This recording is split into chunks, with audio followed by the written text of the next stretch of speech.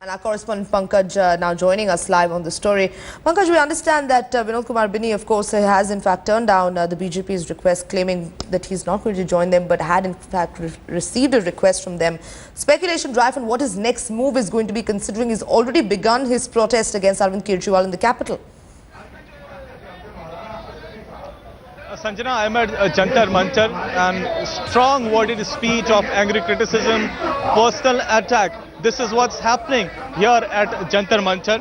If my camera person can show you around, there are just roughly around 100 to 150 people that are present here listening to Binny and the other people. And out of these 150 odd people, around 50 to 60 are just the onlookers who have gathered ever since this protest started here. But then with the kind of personal attacks that these people who are making the speech are indulging in, is not really going to gain much ground with the upper middle class for sure.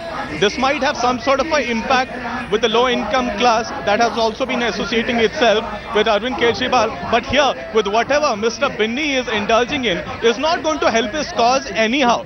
In the morning hours, he clearly stated that once at Jantar Mantar, he would be elucidating the various reasons as to why he had so much of angst with the party and the reason of his ouster as well. Nothing of that sort is happening here. It is turning out to be a big tamasha, as I said, with the kind of personal attacks that are being made not just on Arvind Kejriwal, Sasha Ilmi and Kumar Vishwas and others as well.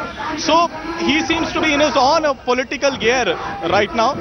In the morning hours, he clearly said that he does not believe either in the Congress or the BJP. So whether he will be joining in any of the party is really out of the question. But then his coming here, sitting here on a dharna should have been for some purpose, some concrete reason. But whatever I'm listening to for the past 1.5 hours doesn't really seem to be giving any feel that he has some concrete plans in mind. Just personal tirades, strong worded speeches being made here, Sanjana.